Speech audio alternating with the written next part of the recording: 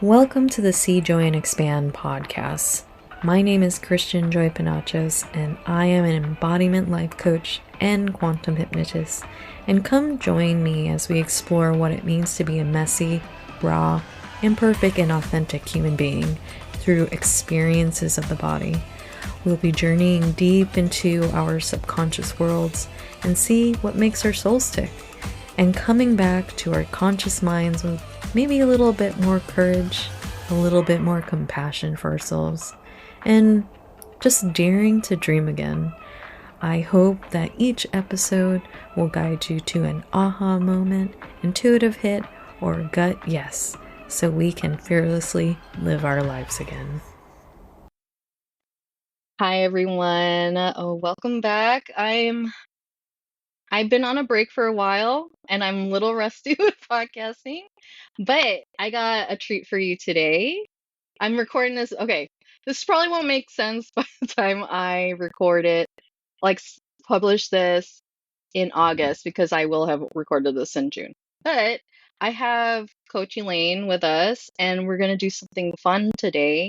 She's going to coach me live because we both agree and realize that people don't engage in new things, especially in the wellness, like new things in general, that they don't know anything about or don't have any um, visual representation in their lives. Like a lot of people do things because they see it on TV or they've seen somebody else do it. A lot of people do not know what coaching really looks like or what it entails. Like the only basis in somebody's mind catalog, like I like mind library is what I like to call it.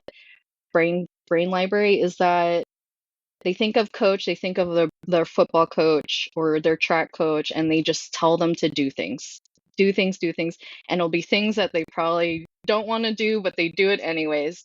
But coaching, and I'm saying this for myself, I'm not sure with Elaine, she's never coached me before, so this is like all brand new, and this is gonna give you the feel of like what it's like to enter in a relationship with somebody or a professional relationship with somebody that you've never worked with professionally. And I'm doing that right now live with you guys. And I don't even know her coaching style. I just know you guys know my background about like intuition and signs and synchronicities, listening to the universe, listening to yourself over others, that and that your answers are the right ones for you, only you, and not even for other people, but more importantly you. Is that I knew that I needed to be coached by her. Elaine and I met at a Filipino on the Rise networking event, Yeah. and we decided to connect afterwards. And she's like, my whole thing is like play. What was it? Play. What was the whole Pause, purpose, and play. pause, purpose, and play? I love that because it like screams like or has a lot of energy of presence and taking a step back and just enjoying your life, like seeing the the what do they say? The forest for the trees, or stop and smell the roses kind of vibe.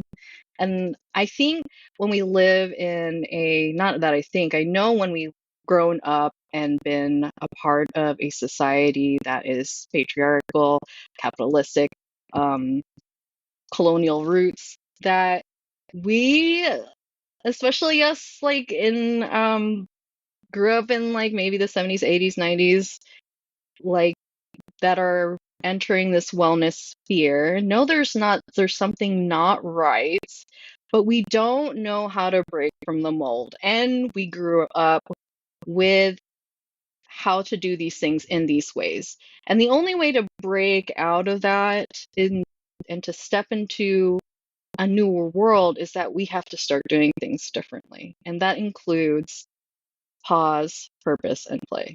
So I want that was my introduction to Elaine. So you can tell a little about yourself that you want to share with everybody. Well done. I think you captured how we met really well, and our first interaction and conversation was on an IG Live, and what we got out of it I'm a mindset and leadership coach. I've been doing coaching for over 20 years. It started out as a productivity measurement. And the people I was supporting reminded me, I'm a person. Don't ask me about my productivity until you ask me about my day. I agree. I absolutely agree. And it helped me transform into a coach where I do things in a holistic way where I'm looking at people first. I'm all about people care before anything else. And I think that was one of the precious gifts of us is to take in that feedback and learn this is not about me. This is about the person. And this person is asking me to relook at how I'm approaching this this opportunity to support people. And that became the journey for me to become a better coach. And I believe a coach cannot coach past a point they haven't gone before. And I've done a few decades of therapy around survivor's guilt, workaholism. I've been sober for 14 years, so recovery and sobriety is there. I've worked through grief. I believe in conscious parenting. I am a parent of 2 kids. I'm also a runner. Not that I know how to coach running, but I know how to coach what's stopping me from running. And that's what I Ooh. always aim to do is to support people in looking at their mindset and their core values. So that way you leverage every opportunity that life is whispering to you to be more present, to play more often, and whenever you're stuck, just to pause in between and find that sweet spot of what do I really want to contribute in this world right now that'll leave a legacy and a story that I'm proud of. I just got chills. Why are we doing coaching? I feel like I should just be interviewing and asking your story instead. That could be part two way Yeah, later. yeah, we can do part two whenever like we're both busy. It took us a long time to even like schedule this. She has kids and everything. So I love that. I love that so much. And I love that it's a part of your journey. And I think a lot of people, if you're someone who's been like tickling the idea of bringing something of your own out into the world, and that's my framework on my coaching is like I'm a embodiment coach for dreamers. What is your dream? Sometimes it is that. Sometimes it is not. Sometimes you just want to take a step back and just do your own thing, not be more out there and be okay with that. That's one way. And then there's the other way is that some people need like their path is to show up more boldly, use their voice more, be seen, and share their story and whatever they learn from their own experience. And the thing that I love about that too is the gift of having those experiences is that I have a gripe. I have a gripe with the news and mainstream media. And ever since I was a child, I would watch the news, but it never like made sense to me in my brain. I was like, this doesn't resonate with how my life has looked like so far and like whatever the story it is they're telling. So I never really latched on the news. It never, yeah. So like I would never watch it. And and now I'm noticing that what hits me the most is stories of other people, and that I call it experiential wisdom. I don't know if anybody uses that phrase, but I just started saying it. And wherever it came from.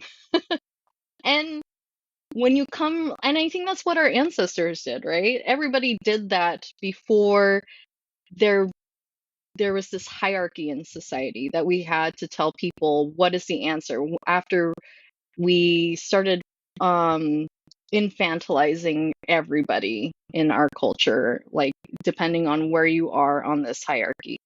So, and that's a part of coaching too, is listening to yourself. There is no hierarchy. Everybody is equal. We listen our authorities within ourselves, and we respect that for other people too. They have inner authority in themselves as well. So, Mhm. I don't know if there was anything you wanted to add to that. I think the only thing I would add is like coaching is very different from therapy. Therapy addresses emotions and feelings and healing from a psychological point of view. Coaching, as you said, from a sports model is getting very tactical and prescriptive. If you're running, you start in a certain lunge position. You have a step off foot. There's certain technical things that happen with coaching. And there's coaching all around us for different reasons and different things. And then there's mentoring. Mentoring is assigning that, in Japanese, I studied Japanese in college. You've got your senpai and your kohai. You've got your senpai who has the experiences, who builds models or chances for you to demonstrate different skills and learning in front of your mentor who will give you feedback. So there is a prescription there of this is what you can do, this is what's available through my experience that I'm bestowing upon you. And then there's your sponsors who sponsor and vouch for you and say this person is qualified for this, or I really believe like this person should have this opportunity to partner, collaborate, or intern for you. And then there's your advocates, the people who make sure that they're speaking on your behalf when you're not at the table. All of these roles get mixed up, even consulting, like I'm going to give you some answers. All of these roles get a little mixed up with coaching. And it's what you said. Coaching is all around building the skill to understand who you are with your core values and leveraging the inner wisdom that you have, all the experiences that you have, bridging the gap between all of these apps, tools, documents, books, experiences, people talking to you. That is that moment where you are feeling stuck or I am not confident in making whatever leap I need to make. And the coaching space gives you the time to pause and bring that all together and to see what it is for you to see, because that is the answer you need and are seeking. Oh, so good. And I love coaching. It's like when you take the time to actually set up an appointment to meet someone in this intentional space to take a step back from your life and figure out what is your barriers, because your only barriers really is yourself. And you just haven't had the skill set or the know-how to move forward. It's like you're really giving back to yourself in the coaching space and learning more about you. And I hope that this episode, whatever it ends up turning into, this coaching session, I'm really excited because I love coaching. It's impacted my life a lot. I still continue to be coached even as a coach. And it's like the outside looking in metaphor, right? You need the outer perspective sometimes. And Mm-hmm. and then our world just is very conducive for being in our brains too much rather than in the pause, purpose, and play, stepping back into our bodies and stepping away from our minds, because our minds are not a very good driver. There's a lot of anxieties, programmings from our parents.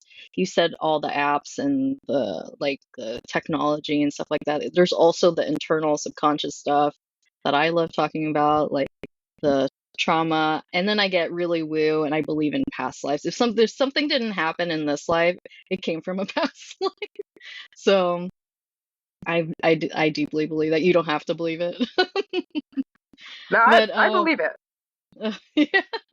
Like, you ever notice children how different their personalities are from one person to the other? And like some babies, you're like, how come you, like, I feel like, no, you've done this before. Like you did that so easily. Like there's some kids that like have a hard time like learning things, and then some are just like a little bit more natural into this Mm-hmm. world. And I'm just like, you came from you've been here before. You've been here before. But okay, we're gonna take a step back so we can switch roles. Because from stepping from one frame of mind to the next, like switching gears, we need to take a step back and like get our mind set for it. It's kind of like getting ready for work. When you're getting ready for work, you Yes. start from the day before, right? Yes. Yes. So that's what we're gonna do. We'll see you in a little bit. I am ready. All right. You want to intro it in? No, let's start jamming. Let's just talk. All right. Let's do the coaching thing. Okay. So, Christian, thank you so much for saying yes to coaching. And how can I support you today? Oh, what a big question. That's what I went like so before we took our 10-minute break. I was like I did not have a topic in mind. And when I sat there, like I took that 10 minutes to think, well, what has been going on in my life lately? And as my listeners would know, that the month of June has been like a hiatus for me. It was a big message for me to take a step back and stop succumbing to the pressure of producing like on a timely schedule. Like I had my stuff like scheduled, like, oh, I'm going to do podcasts every other week, bi-weekly, and then a sub twice a week. And that became too much very quickly when I've never done it before, because I started all of this back in March, after I retired from nursing. And so this month I like dubbed it the month of, June is the month of play and creativity, or joy and creativity, something like that.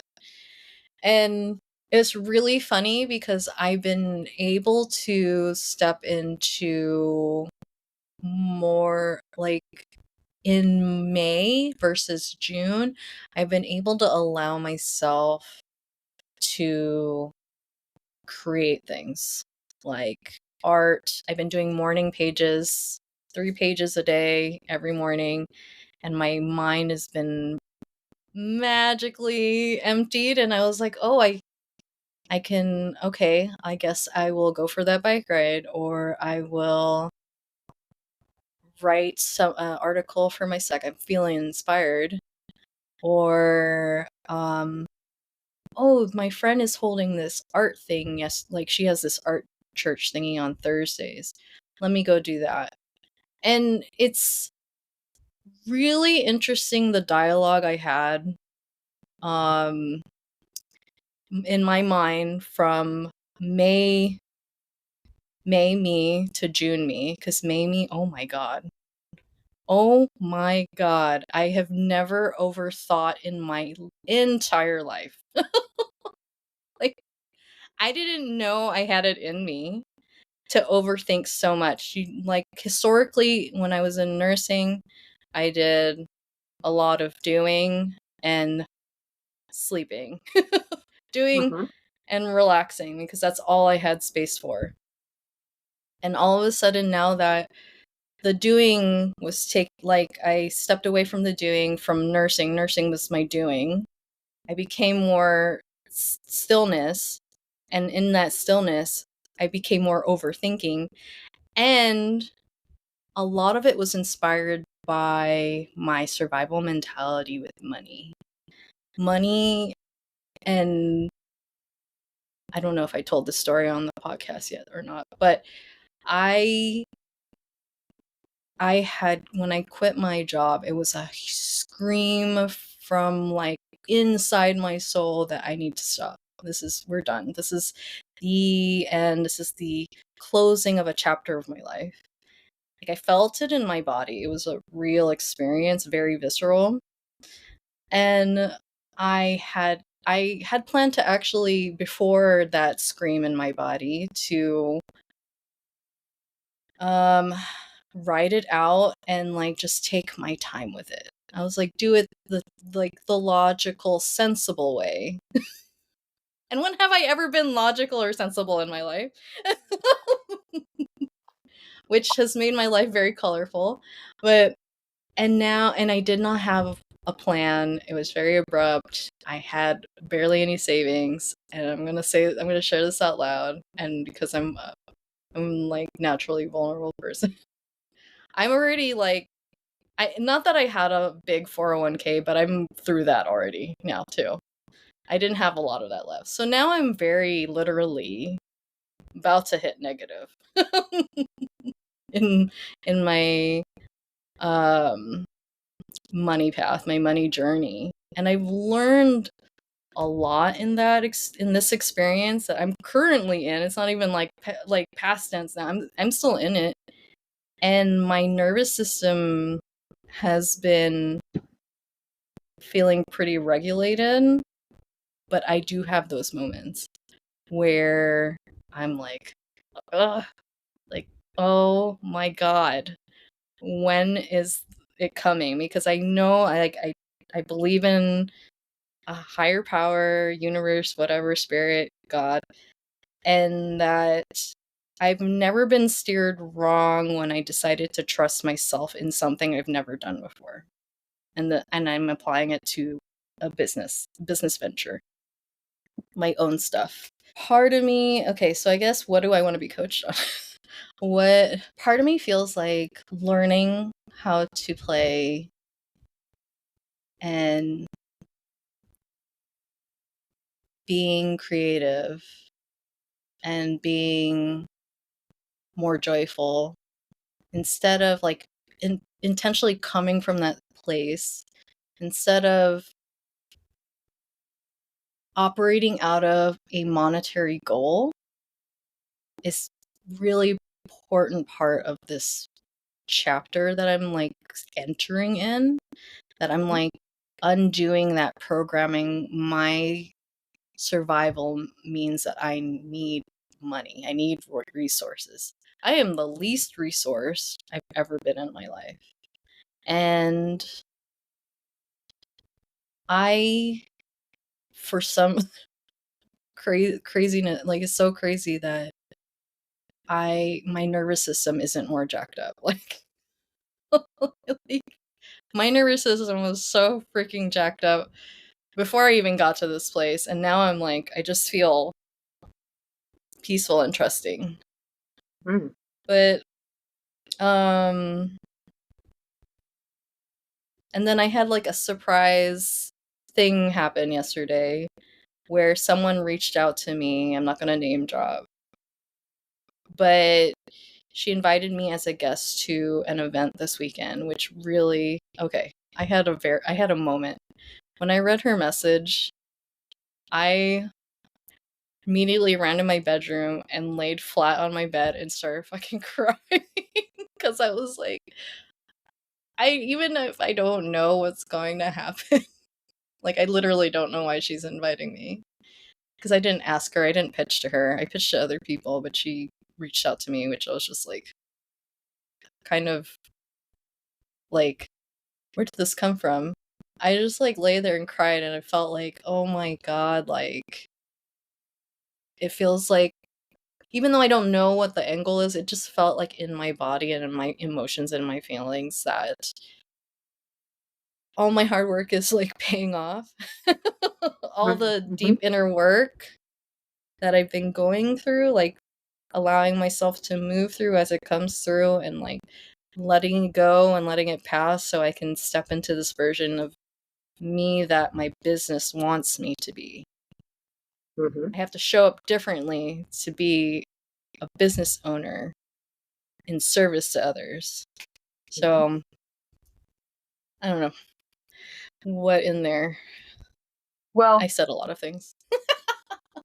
I love how you're just giving great context to where you're at, starting with May you overthinking and June you acknowledging the overthinking and taking that time to think about how play and being more joyful can arrive into your life amidst this shift in your nervous system where I should be feeling a little more jacked up because my financial energy is getting depleted and I'm still okay.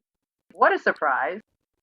And now another surprise of somebody seeing you, understanding your work and what you're about, and having this invitation And it's all leading to this opportunity to just look at July you.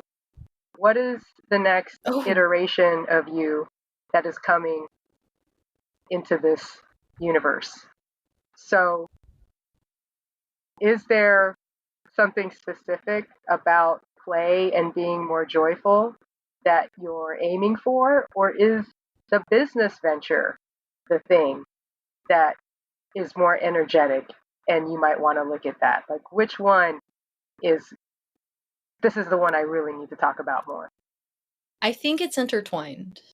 I think the way I show up, I believe, so my personal belief is that when you are in your joy, you're in your magnetism, and people are attracted to that. And if people are attracted to you, that's how a lot of people are successful in business. And magnetism, it's magnetism is essentially manifesting. It's your presence, how you show up. Like when you see leaders, you often call them, wow, they're really bold, or they're charismatic, or prolific, or brilliant. And my personal belief is that all of this is inside me, but I've never allowed myself to be, or dared myself to be. So I feel like June me, definitely, like May me, my overthinking, it was definitely all that internal dialogue that just needed to be washed away.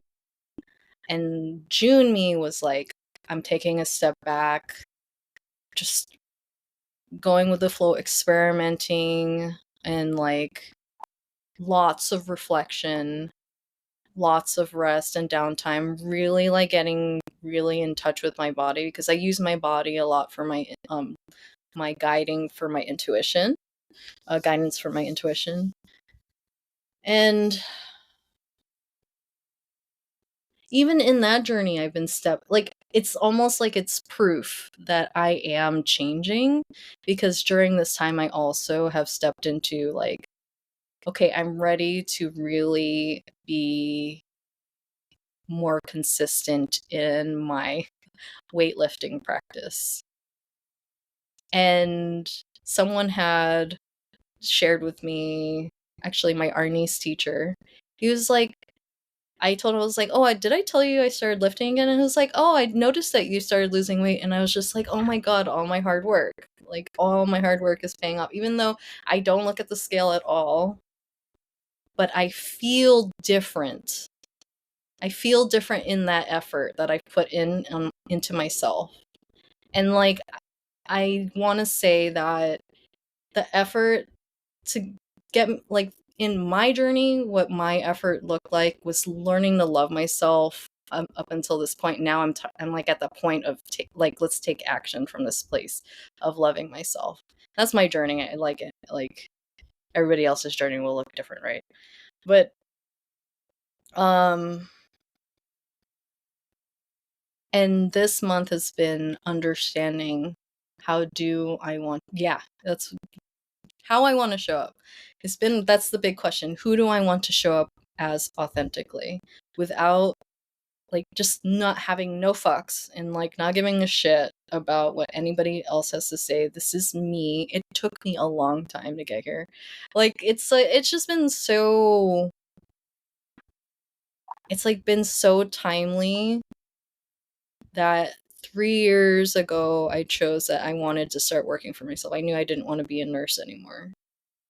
And then 3 years, like today, I undid a lot of beliefs and programs about myself. Like, there would be things that people would say that would be like, what? Wait a second. And I had one of my friends said, you're very athletic. And I was like, who, me?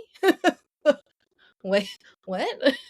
And then when in hearing that, because she said, I like reflected on that and I was like, wait a second, I do a lot of athletic things. I might not look athletic. And I think that's where my belief came from, aside from the fact that I never really was an athletic person when I was a kid. I was too scared to do anything. Like, you know, Filipino moms like, don't do anything, don't go outside the door, you're gonna get hit by a car. Like, like just being scared to put a toe outside the door was a thing. So it's like when I do the reflection part, that's what was so good about this month is like the value of reflection is like, and giving myself the space to just wonder about what the fuck is going on with me. I mean, I like never okay, so this is like my second time in my life I've done something like this, like just took a break. And the first time I did that is when I quit bedside nursing in ICU, and I took like the whole summer off. It was the first time I just let myself explore myself. And then it opened this doorway into this woo spiritual side of me that I never would let myself entertain, because it was my religious upbringing and programming would lead me to believe that anything outside of it is dangerous, dark, and scary, or evil. But now I'm doing it again, and now it's like coming back to, who am I? And in this joy and play month, and I've been playing with expression, what do I want it to look like? And I guess to answer your question, moving on to June, with all the playing I've been doing, it's knowing that I didn't have to come to a complete solid answer as to who my self-expression wants to be, but to allow myself to be okay in the okayness of continuing to explore that self-expression, how I want to operate in the world, how I want to play more. It's like wild that I went bike riding twice in a week during the summer. Like that's wild for me, because I don't like summer. I don't like hot.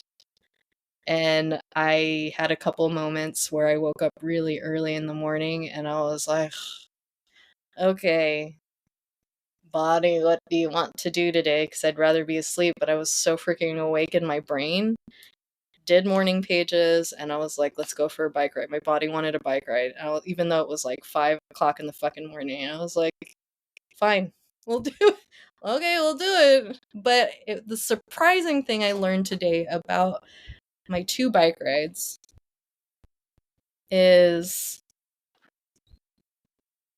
that thought that I had, like, especially today. Today, I woke up later and my message was, go on a bike ride. I was like, it's fucking 8 o'clock. It's already hot. But my thoughts were, go do it anyways and see what happens. And then I went and I was like standing outside and I'm like, I'm so fucking hot and sweaty. And like, I talked to my parts too. I don't know if you're familiar with parts work. I talked to my parts too, and I was talking to each of my parts. One was very sad that we were going on a bike ride. My other side was very excited that we were going on a bike ride. So I listened to her and I was like, you'll be okay. We're going to go on this bike ride. And we went on the bike ride. And instantly, I was like, oh, this isn't so bad. The breeze feels really good. It actually doesn't feel hot. Thank God.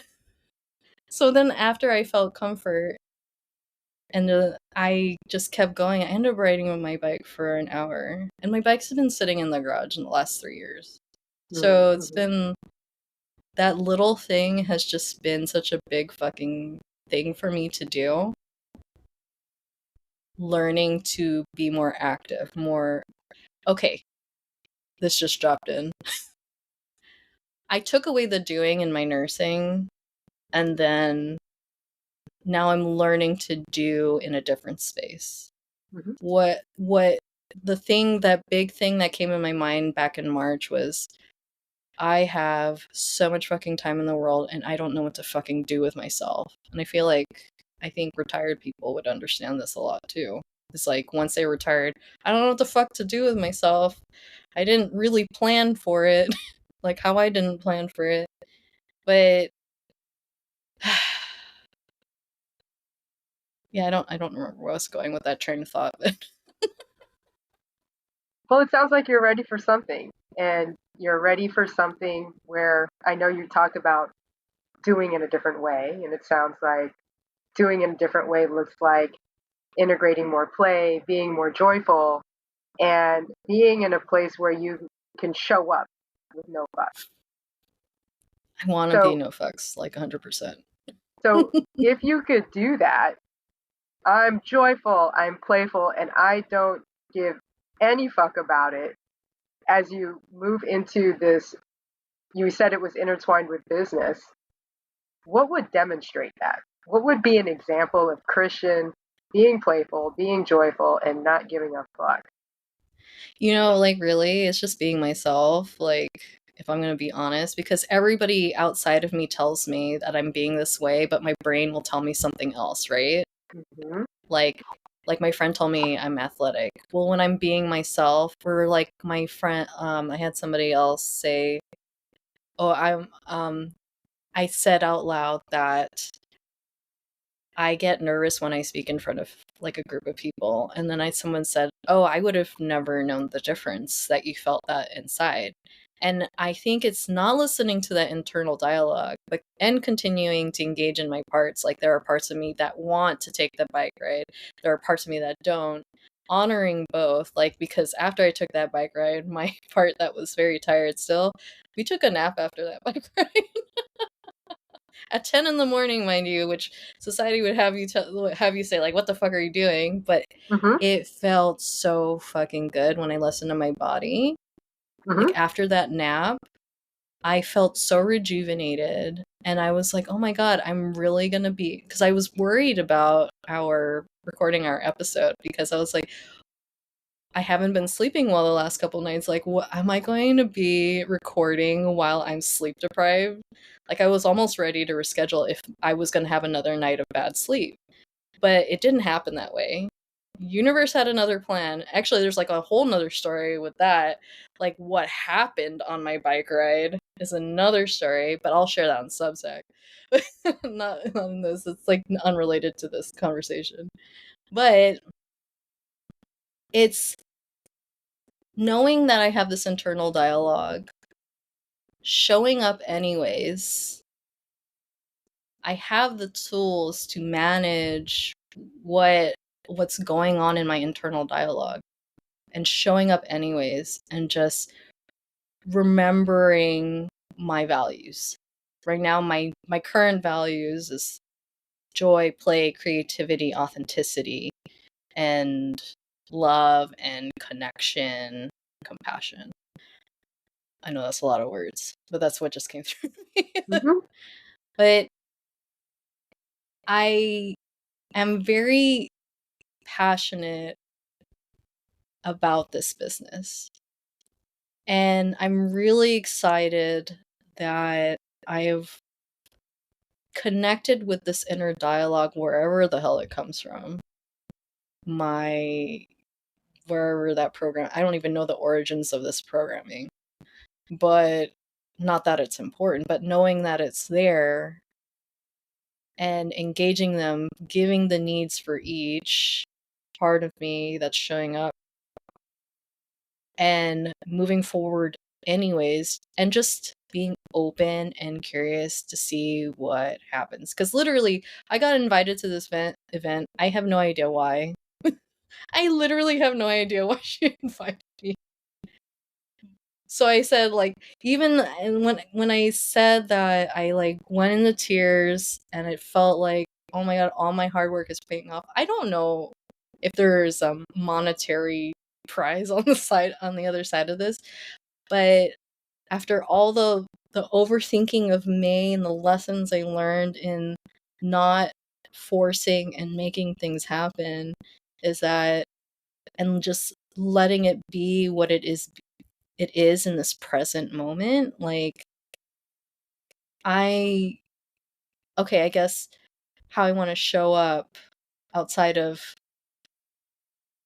caring for my inner needs, showing up and trusting that I will show up in my values, and then not being so focused on the outcome or the goal. Like, not having a goal in mind for this except for my present values.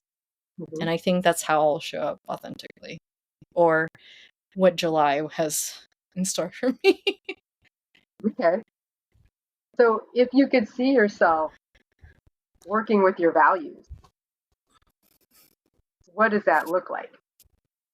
Ooh. You know what happened recently that was totally surprising? I didn't, because of my monetary uh situation that I'm in. We had talks about, before I even quit my job, that we wanted to go to Japan in October. Like, we planned this when we went to Japan after we finished our Japan trip last year, that we wanted to go again in October this year. I had no way of knowing how that's going to happen after I quit my job. But I was just like, okay, whatever. Whatever happens. But then something happened, and then I was like, oh, the Japan trip's really happening. And I got really excited and joyful. Travel, I'm Sagittarius. Travel makes me so happy. But like, the thing about that is that, and what my main mind would overthinking mind would have me think is like, how can I tap into joy if I can't be doing joyful things all the time? I have to work or whatever to make money and stuff like that. And more recently, I was pitching people, and I went to a store and I was asking if they needed somebody to do breathwork events or hypnosis events. She got really excited, but before I stepped in there and took that bold move, I like stood out of my car, and I was like, ooh, I feel a little like anxious but excited. So I like did a little shake, and then in front of a bus full of people, I was like, oh, there's a bus full of people. Oh well, I'm still gonna shake. And and then I was like, just remember, you're going to Japan. You get to plan a trip to Japan. And I was like, I love planning trips. I love traveling. Yes, okay. Being that, like, that was like such a visceral thing. That's like definitely something that I fucking love. And I took that with me in there after I did a little rough dialogue on the 10-minute drive to the store. And then I walked in there and just had a conversation with her. Just like a regular conversation with her. That's all it needed to be. But my, like the overthinking mind will like, like the whole situation. But I was just like, that moment I allowed myself to harness a little piece of joy that I have in my body memories was all I needed to just make a bold move and offer and ask, when culturally we're not used to asking like asking people to help fulfill our needs or asking to have our needs met and stuff like that. So, or even as women. So, yeah, I think that's how I'm going to do it. Just remember, I'm Yeah, what going I to love about Japan. that is that you're creating this game worth playing for, which is why we play. We have to design a life and a game, a life that is worth playing for. And you have this goal of getting to Japan. And as you were moving forward with your business, being more present and open to whatever this pitch might conclude with, you integrated that moment and shook it out, embodying that playful side of you, regardless who might be watching, like a bus full of people. Oh And shit, I love that you said that. Thank you. look at the energy you have in that moment. It is that joy. It is that play while you're moving forward as a business person on this new endeavor, doing new things and learning new things. And the question is how can you continue to do that? consistently, right? Consistently. Did I not ask it? I thought I answered it. Or answer it. Did I not answer it? Continually is the operative word. Is that what you're saying? Okay. Continually or consistently, however you see it going. What has been very pivotal in the last 2 weeks is that I found this book called The Artist's Way. I don't know if you're familiar with it. I didn't know it existed, but Yeah, Julia Cameron. Mm-hmm.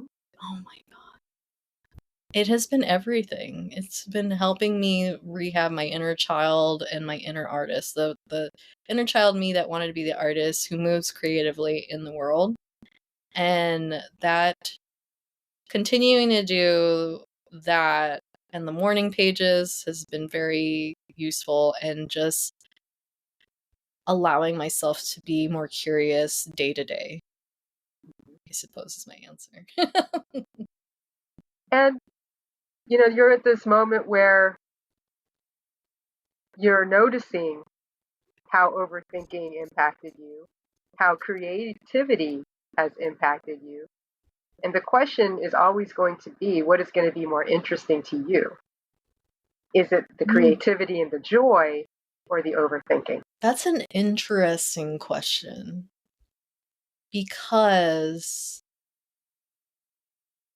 I I have realized about myself over the past 3 years, ever since the pandemic, that I had this coming to Jesus moment where I was like, I am tired of my own bullshit. We're gonna fix whatever the fuck's wrong with me. I went deep into self-help, like really like over and over, like I was hammering it away. And it was like I like grazed into self-help back in my 20s, but like this time I was just like, I'm tired of my fucking bullshit. And 3 years later, I was like, I think I got a self-help fatigue, and I finally said to myself, I'm tired of like treating myself like a project and just allowing myself to learn from life, and whatever has to like comes with that. I forgot the question. What was the question? Where was I What's more going with it? interesting to you? Are you Oh, more interested in creativity and, I think I said I joy versus overthinking? And you yeah, mentioned like overthinking felt like a project yes. versus It creativity didn't and feel joy. fun. It Yeah. wasn't fun. And when I was like, when I said May was the month of overthinking, that literal whole month, I was overthinking the whole entire time. And it was so uncomfortable and painful. I would have headaches, lots of anxiety. And I was just like, oh my God, I feel for people who overthink all the time. I'm not used to living in that place. And I'm ready. It's like I needed to experience that to step into my joy. So I have a lot of like respect for the space of overthinking that I was in, because I needed to learn something from that very uncomfortable experience. And it taught me that fun and joy and play is where I want to go, Mhm, where I want to be instead. Because mhm. overthinking sucks. Yeah, the experience of overthinking is challenging and taxing. And Mm-hmm. what I appreciate is how you acknowledged it being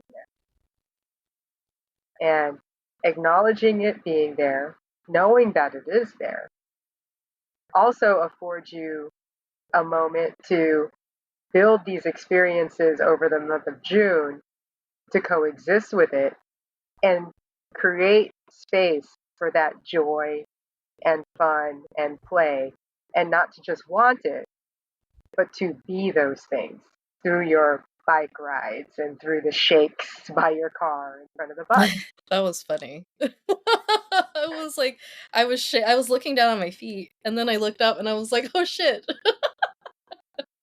And I like that because, like, silly moments like that, I think having a silly moment like that shows, when I can laugh at it, shows how much I've grown, because old me would have been like, oh, fuck, I was being weird again. I need to stop being weird again.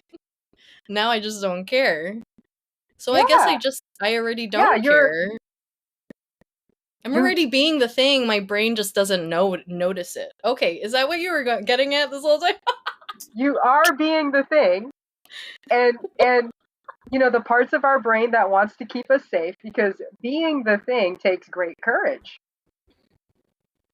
Being the thing that we want to truly be means moving out of what normally felt safe. And You know what? I'm having a moment. Like, are you saying, or this is what it feels like, when you be the thing, you're doing it. You're doing it. I don't know. Like, you yeah, already are it. You're already you like, you already are it. So when you step into the energy of courage, or emotion of courage and confidence, you're already whole already. It's like the other feelings have you feeling less than. But if you just step into the feeling of whatever confidence and courage is, it's like it reminds you of your wholeness. I'm like having like a mind blown moment right now. Because I remember when what the hell? Okay. This just like I'm gonna step back from the coaching experience. I'm gonna talk to the audience, and I'm just gonna say Elaine's fucking amazing with her 20 years of coaching experience. Because like I could tell, like she's noticed this probably earlier on in our conversation, and I didn't. And this is why I love being coached, like, still, because I remember earlier in my coaching program, I've only been coaching for 2 years now. And I remember my teacher saying this specific thing, that you have to become the thing that you want to be, like what you want in your life, but you have to be the thing that requires you, like, to manifest or achieve your goals. You have to be the thing that those manifestations or goals ask you to be. So in my journey of coming to wholeness and authenticity, I had to be in the emotion of confidence and courage, which is like, the binary of lack or not worth and worthy, like low self-worth or whatever. And when my teacher said that, I was like, I don't get it. But what? And I think that was when I was still in the mind of, I need the thing to be the thing. But you already are the thing. You just have to feel the thing so you know that yeah, you're already arrived. you are these things. You are play, you are Yeah. joy, you are creativity, and you have a relationship with overthinking. And When you said okay, this is how, all right, I'm walking back into the coaching sphere.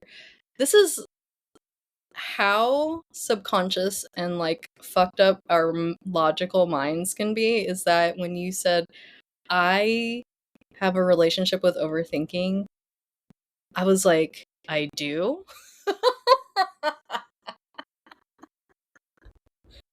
But clearly, this is why coaching is so important. Oh my god. yeah, it's The the things it's that other people see. and it's what you're seeing too, and I appreciate it, because I can't see unless you see it, and you see it.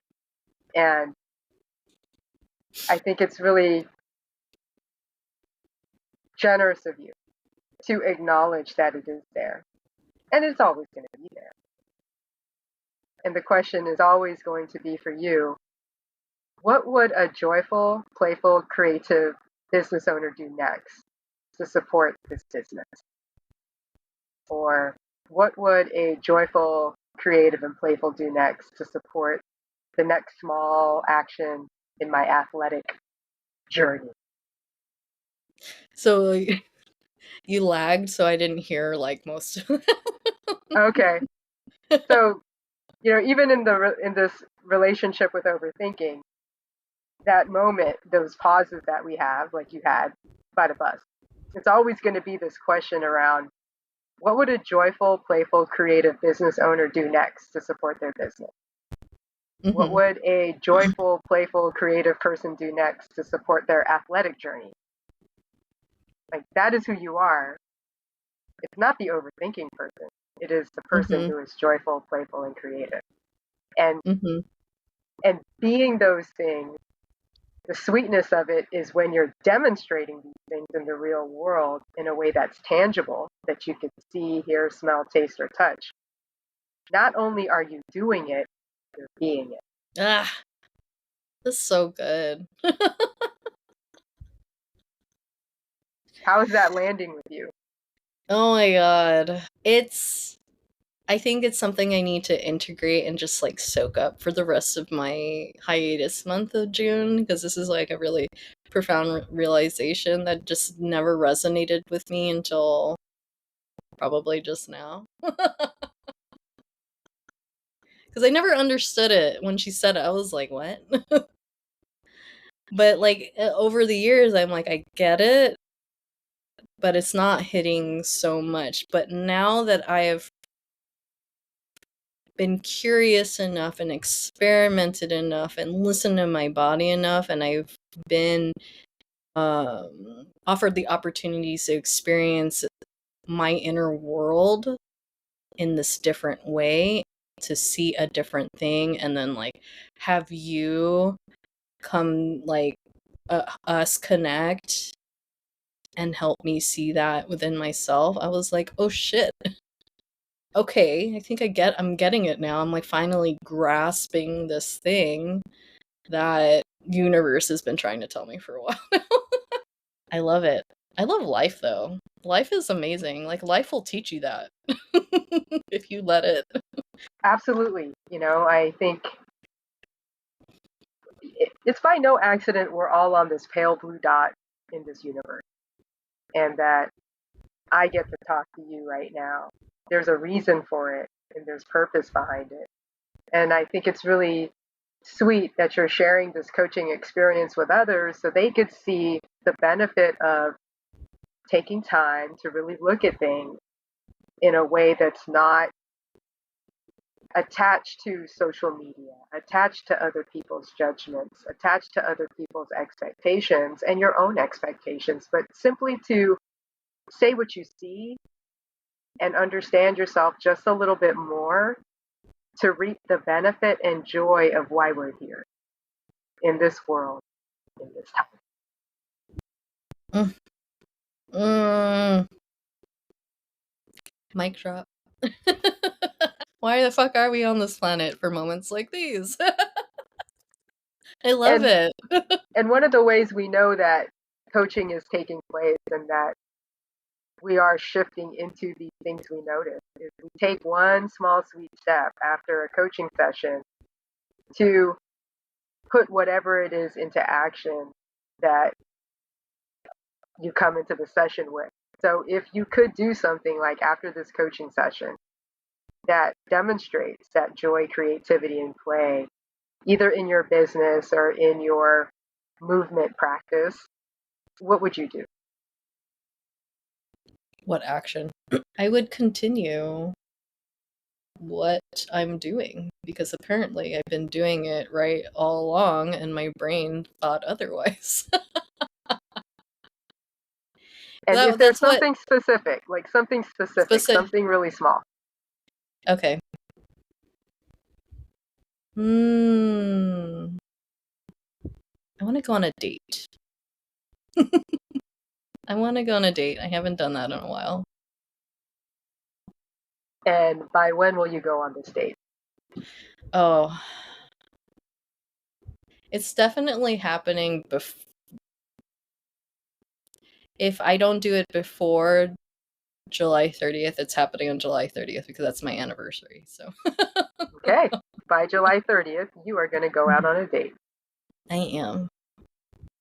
That was so random, but I like it.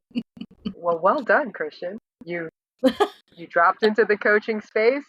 You took a look at these qualities that are really important to you, how they've shown up, how you rediscovered them, and untangled yourself from some things, and that it is going to be those moments where I really want to show up and be authentic and not give a fuck, and I have a relationship with this, so I need to just pause and ask that question.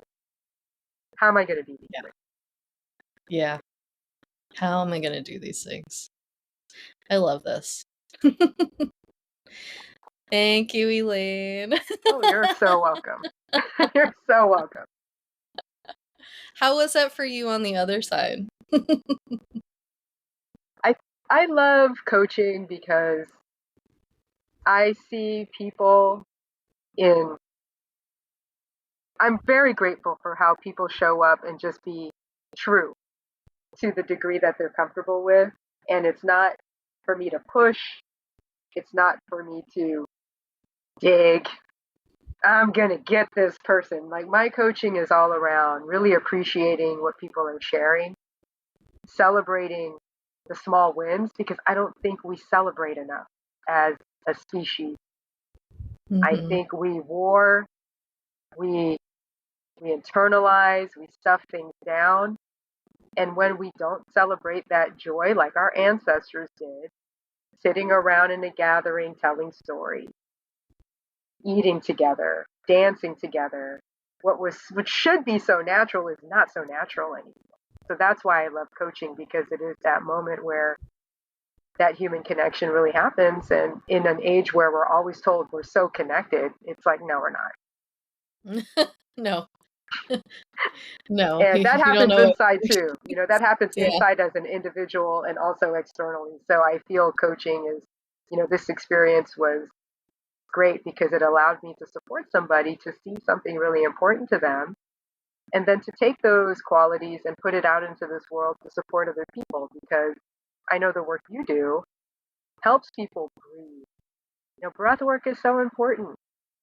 You could change the trajectory of somebody's nervous system by, if they're okay with hugging you and breathing with you, the reciprocity of that moment and the regulation of that moment means you're two people breathing in this same air that has changed with pollution, but is the air that our ancestors had.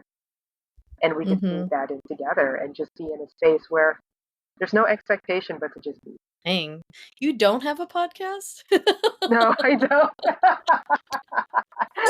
I don't. I've been asked a few times, and it's, yeah, okay. It's on my parking lot. It's on the parking lot of many things people have asked me to do. But yeah, I'm always happy to be a guest. No pressure. I'm just like wondering. Like, you don't have to. I'm very big on, like, if you don't want to do it, then don't fucking do it. So. I want to do it. I feel I'm very open with my life. I think one of the things I've often been told is, you know a lot of stuff. Can you just share it? And I'm like, yeah, I'll share it. And it's interesting because right now, this is the point of time of year where many people are writing mid-year appraisals for the work that they do with the corporation, so that way they can get that bonus or get that next cost of living raise. And I was on a connection call with somebody at work, and I don't like writing about myself. And there's a challenge. I don't like talking about myself. And it's like, well, why is that? And there's some expectations people have. And the question I ask is, so if you could tell your own career story, what would you say if it meant to get more of whatever you wanted? And what is the more that you want? Some people say more leadership opportunities. Some people say more money. Some people want more visibility. So whatever it is, there's a reason, there's a why. And I said, can I just make a recommendation? She goes, sure. I said, okay, well, why don't you schedule 30 minutes at the end of the month, put a meeting maker on the calendar, block it out. If you feel funny making an appointment with yourself, invite me. Tell me to show up or not, but I'll show up if you need me. If you don't, fine too. But make a date with yourself and just answer 3 questions once a month about, what measurement did you do well in? That's assigned to you, whether it's a quota, an objective. What were you able to achieve on something you self-measure, whether it's leadership development, mentoring, volunteering? And what challenges did you face and how did you overcome it or not? And just write for it's like morning pages, right? Let me just write for 30 minutes, answer these 3 questions. So by the time you're hitting June, you have like 15 statements you could possibly use to talk about your career story. And you could put it in a OneNote, Microsoft Office 365, Word, Canva doc, Google Doc, Word doc, whatever works for you. But keep all those in one place so when you're ready to write, you're ready to write. And I posted that, and that was like one of the more popular things people engage with. And I was so surprised. I'm like, oh, so strange. I People don't talk a know how lot to talk about, about themselves. right. And I'm like, I talk a lot about pause. I talk a lot about running, but this is the thing that is coming up for people. Okay, so I'll go with it. And I think it's just those things where I have just practices that I do that when I share it, people like, oh, I could really benefit from that. And that's where I think the next step for me is as a business owner is to share the things and these practices because if it is something that can support you in doing something, that's great. And then the deeper thing is how do you embody your core values as you do these things? Like that's the ultimate thing that I strive for, where every moment it's like if you watch The Bear, do you watch The Bear on Hulu? I don't because it stresses me out. Oh yeah. Like actually my Yeah. partner was watching it before I went to bed and I was like, "Can you turn it down? I can't sleep." It is yes. If it's something that activates that, oh my goodness, I'm gonna get stressed out, definitely not the show for you. The resonating message I find from that show is the phrase every second counts. And it does in so many different ways. And you don't also want to put a lot of weight to it, but every second does count. And that's where I think as a parent, I always wonder, am I making the most out of these precious seconds before I drop off my kid at school? Because there are parents who drop their kids off at school and don't ever see them again. And that does not Mm. sit well with me. So every time I drop my son off, God bless him, he always turns around and he waves at me. I love you. Have a great day. And I'm like, have a great Oh. day too, buddy. And I know a car is going to beep at me every once in a while, but I really do take in that moment Mhm. because those Mhm. seconds matter because you never know if you'll never have that again. And it's a It's like true when thing. it's like when on Instagram there was a whole like you never know when it's your last whatever moment with your child thing that was going through the parent side of Instagram. That's what it reminded me of. I was just like, oh, that's so true. Like we don't relish in our moments enough or at all if we do. I think we're too the overthinking, too looking into the future. I think that's what happened with me when I decided to go for this bold goal, like bold goal to me, like creating a business, nothing something I've never seen in my family is that I was so focused on the goal on the future that I wasn't doing what I needed to do in the present, was developing myself and my skills. But life figured that out for me in many ways. And you notice But it, which is like yeah. the beautiful thing. When you're that present, you're able to notice things more. Yes. Yeah, definitely. Yeah. Oh, so good. Well, how can people find you? And I'll put it in the show notes for you guys, but how can people connect with you and see like your tips, life tips, and all those other things you share on your platforms? So I am on Instagram. That's where I do the most talking about what I love doing around mindset and leadership coaching, where I talk about pause. My handle's at your coach Elaine. You could also find me on LinkedIn, Elaine Dizon. That's where you'll find more, I would call, public speaking, professional stuff. So those two platforms are primarily where I put stuff out. And you could always go to my website, elainedizon.com. Awesome. All right, you guys, thank you for being with us today. Bye. Bye.